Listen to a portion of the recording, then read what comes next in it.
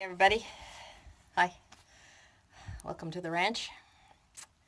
I'm having a problem out here at the water pump, so I'm been troubleshooting and gotten it down to the actual pump circuitry. So let me turn you around and I'll show you what I got.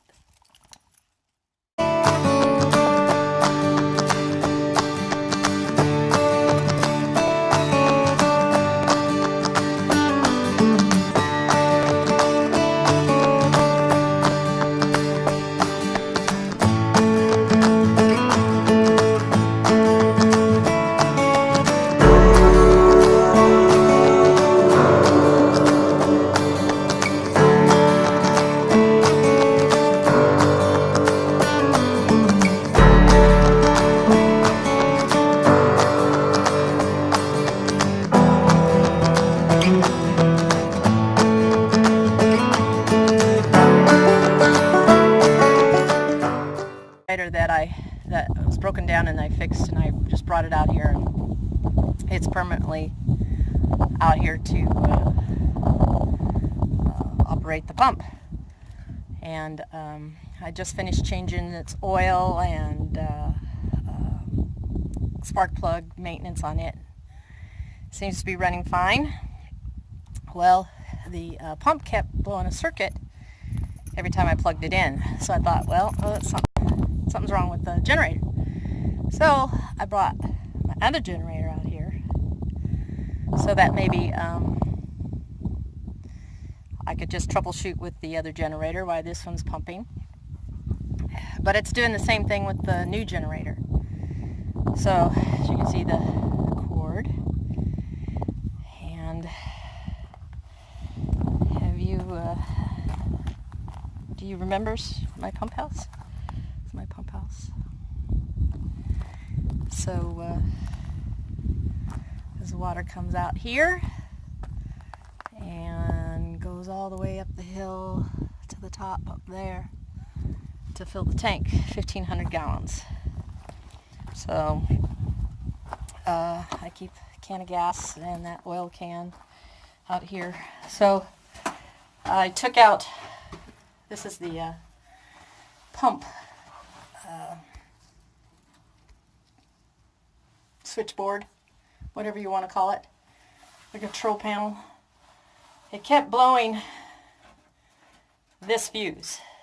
So I took the fuse off thinking, well, I'm going to have to run to town to get it. Well, I started looking further, and I've disconnected the electrical cord, which, by the way, is the one that we made originally. And can you see where the wires are splinting? And I believe they must have been touching one another to and shorten itself out. So what I've done is disconnected it from the control panel, and I'm going to redo these wires, reconnect it, put the fuse back in, and see if that fixes the problem. So let's get to this. So originally I was going to cut this back here and just cut these wires off, resplice them since they're already cut. This one especially. Ground wire I'll just probably tape up. This one is not connected to anything, the white, so we're using the black and the red, the hot and the neutral. So I got to cut this back further in order to splice this to be able to get this back into the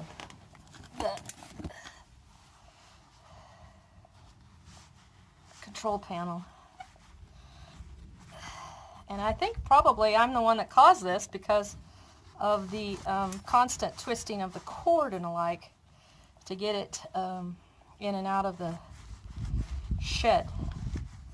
Now the only thing that I think eventually what I can do about that is get a longer cord and run it out the door. I don't know I could maybe, it's still going to twist and alike. I was thinking maybe I can run it under the foundation here. But I didn't want to leave the plug exposed outside. So, there we go.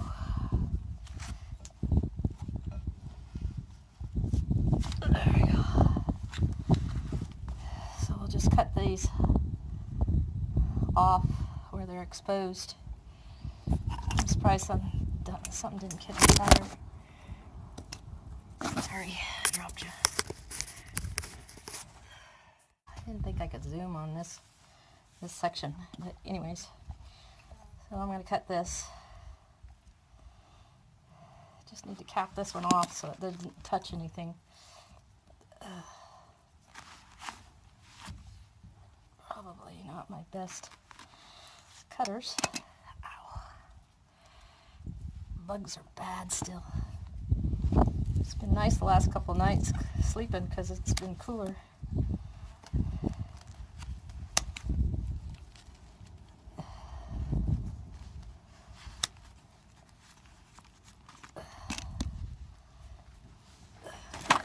Probably just wrap this green one to, since it's a ground. If it touches anything, it's not going to really matter because it's grounded to the unit itself.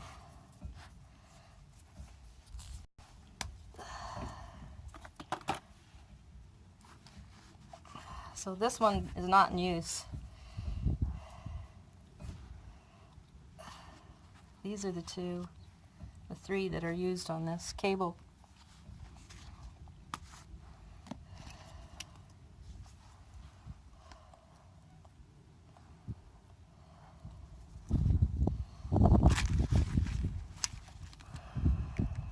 Apparently I need a new splicer.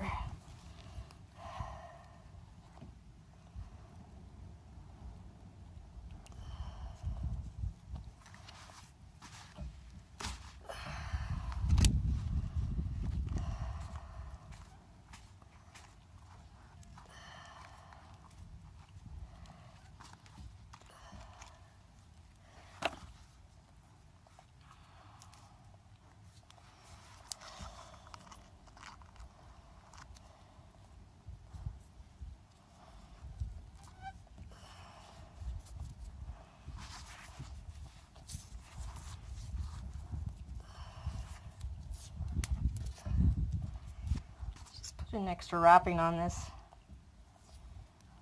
I guess I can't complain because I've been operating this pump over 2 years now, I think.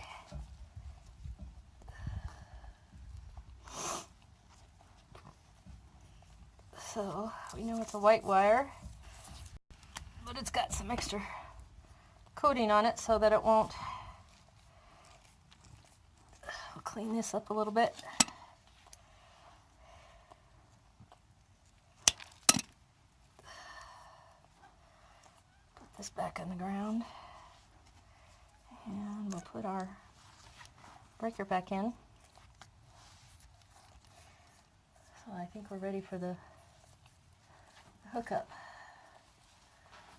And I think maybe I'll run this underground instead of up over whoop-de-woo. Maybe secure it to the pump so that it doesn't twist and turn like it had been. See what I'm talking about. Oh, I think I just ripped my pants. The wire through this hole that I put in so I could bring the cord in when it's not being used. Well, the critters have made me a hole in the ground, and I'm thinking I'm going to put it through there and then secure it to this before it goes into here so that I have, so it doesn't twist and turn, because I'm pretty sure that's what has happened with the wires, is that I've twisted it too many times, pulling it in and out, and then wrapping it up and hanging it on the wall over here. So let me get to that. I'll get back to you. The circuit breaker back in, the wires connected. These all trimmed up and cut. Ground hooked to back up. This is the wire that's not being used here. So before I tape this wire to the base of the pump, I'm going to turn it on and see what we got. So come on with me. Excuse me, you guys. Of course, I always have my helpers with me. It's actually a pretty nice day today. Not too hot. A little windy, but that's okay. So, might want to turn your volume down on this. Gas is on.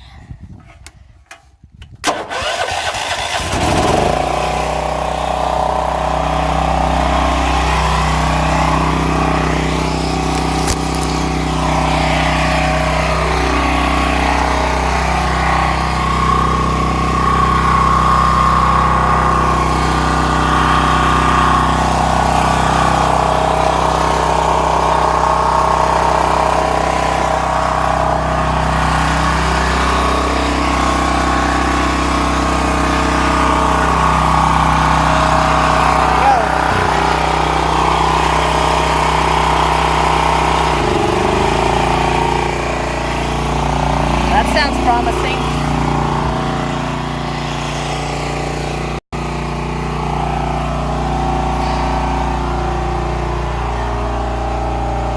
Fuse didn't pop.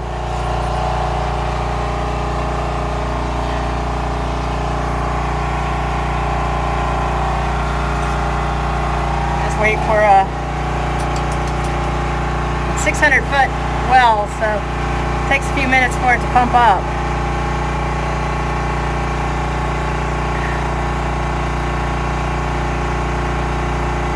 Oh, yay, maybe. I don't want to get too excited. There it is. There she blows.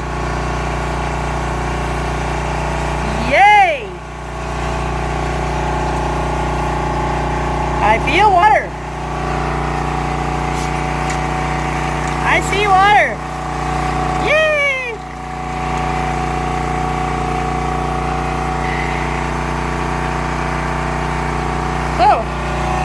Another happy ending. Now I'm going to secure that wire to the pump and then go check it up top to make sure that it's flowing okay. So I'll get back to you. Up here, the water tank. Hopefully I don't drop this phone in the tank. And we have water flow. So, it's flowing good, nice and cold. Because it's coming from way below.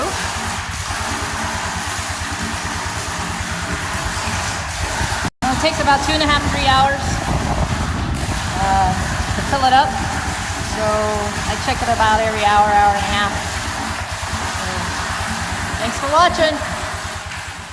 I'm gonna head back to camp. I have the other generator in tow on the ATV. It's a nice slow roll, so we don't want it to tip or anything. The other generator's running fine. He always goes to the simplest thing, and that generator has, not that I've had issues with it since I've moved it out there, but it's something that has been troublesome in the past, so we got it done, so I'll get back to you.